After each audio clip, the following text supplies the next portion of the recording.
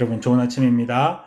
오늘은 마태복음 7장의 말씀을 함께 나누려고 합니다. 비판을 받지 아니하려거든 비판하지 말라. 너희가 비판하는 그 비판으로 너희가 비판을 받을 것이요 너희가 헤아리는 그 헤아림으로 너희가 헤아림을 받을 것이니라. 어찌하여 형제의 눈 속에 있는 티는 보고 내 눈 속에 있는 들보는 깨닫지 못하느냐. 보라, 내 눈 속에 들보가 있는데 어찌하여 형제에게 말하기를 나로 내 눈 속에 있는 티를 빼게 하라 하겠느냐. 외식하는 자여, 먼저 내 눈 속에서 들보를 빼어라. 그 후에야 밝히 보고 형제의 눈 속에서 티를 빼리라. 마태복음 7장 1절에서 5절까지의 말씀입니다. 지난주에 미국에서 아시아인들을 향한 650건의 인종차별적인 범죄가 있었다고 합니다. 코로나 바이러스가 사회의 문제가 되고 미국인들의 삶이 불편해지자 누군가 비난할 대상을 찾았던 거죠. 그리고 그 비난할 대상이 아시아인이었던 거죠. 이것은 문제가 생길 때마다 늘 누군가를 비난할 대상을 찾는 인간의 본성입니다. 우리도 우리 삶에 문제가 생기거나 또 불편함이 생기면 그건 누구 때문이야 라고 생각하면서 누군가를 비난하지 않습니까? 그런데 우리 주님께서는 다른 사람을 비판하지 말라고 말씀합니다. 왜냐하면 복음이라고 하는 것이 죄인을 의롭게 여겨주시는 은혜이기 때문입니다. 우리가 받은 복음은 우리 같은 죄인을 불쌍히 여겨주셔서 용서해 주신 예수님의 십자가 피가 묻은 복음입니다. 큰 비난을 받아 마땅한 우리를 예수님은 용서해 주시고 비난하지 않으셨습니다. 그런 죄인이 또 다른 누군가를 비난한다는 것은 참으로 뻔뻔한 일이겠죠. 유대인들은 현장에서 간음을 하다가 잡혀온 여인을 예수님께 데려왔습니다. 예수님은 그 여인을 향하여서 손가락질하고 있는 유대인들을 바라보며 이렇게 말씀하셨죠. 너희 중에 죄 없는 자가 저 여인을 돌로 쳐라. 이것이 복음의 정신입니다.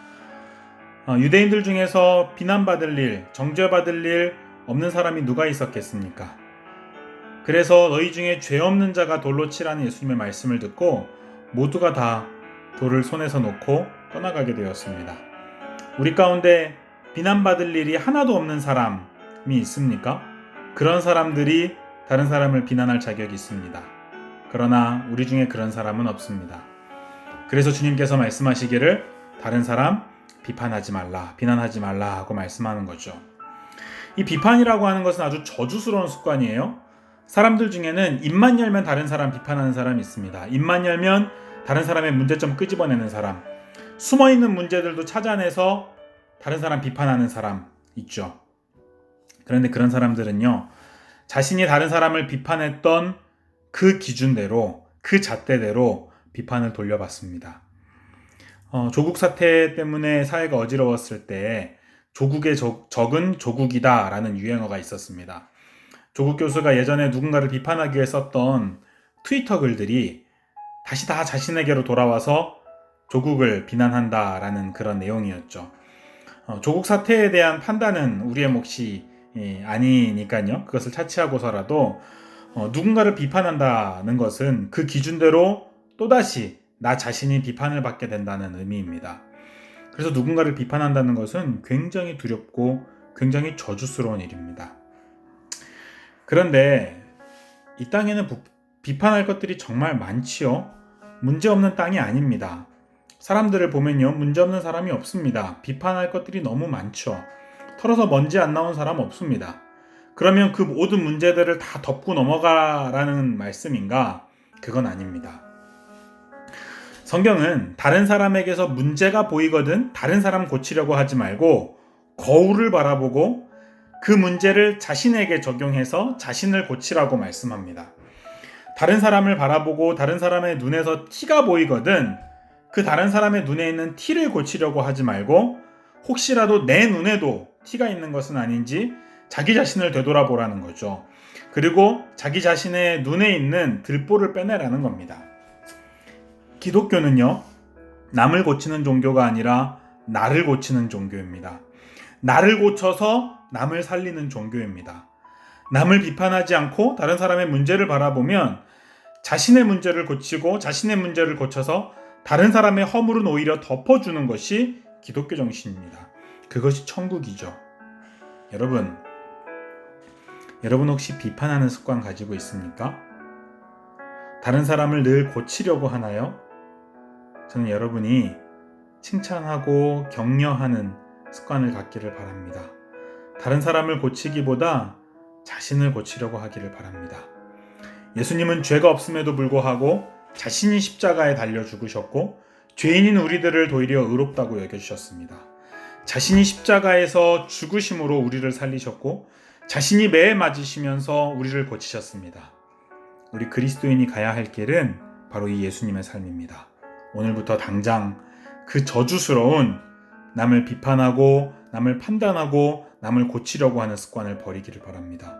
그리고 남을 사랑하고 남을 격려하고 남을 칭찬하는 선한 습관을 갖기를 바랍니다. 그 선한 습관이 우리의 삶을, 여러분의 삶을 사랑받고 칭찬받고 격려받는 천국으로 만들어줄 겁니다. 그럴 수 있는 우리들 되길 바랍니다. 우리 함께 기도합시다. 하나님 아버지, 정죄받고 비판받아 마땅할 우리들을 우리 주님은 불쌍히 여기셨고 의롭게 여겨주셨고 격려해 주셨고 대신 정죄받으심으로 우리를 정죄하지 않으셨고 대신 손가락질 받고 비판받으심으로 우리의 모든 비판을 거두어 가주셨습니다. 그 사랑을 받고 그 용서를 받은 우리가 누구를 비판하며 누구를 판단할 수 있겠습니까? 하나님 아버지, 다른 사람을 판단하며 다른 사람을 정죄하는 저주스러운 습관에서 벗어날 수 있도록 우리를 고쳐주시고 불쌍히 여겨주옵소서. 다른 사람을 고치려 하지 않고 도리어 자신을 고치려 하며 다른 사람의 허물을 덮어줄 수 있는 성숙한 그리스도인들 될 수 있도록 도와주옵소서. 우리 가운데 늘 다른 사람 사랑하며 격려하며 높여주며 칭찬할 수 있는 선한 습관들이 새겨질 수 있도록 은혜를 허락하여 주옵소서. 그리하여 우리 주님께서 우리 가운데 허락하신 천국을 누리며 살아갈 수 있는 우리의 삶이 되게 하여 주옵소서.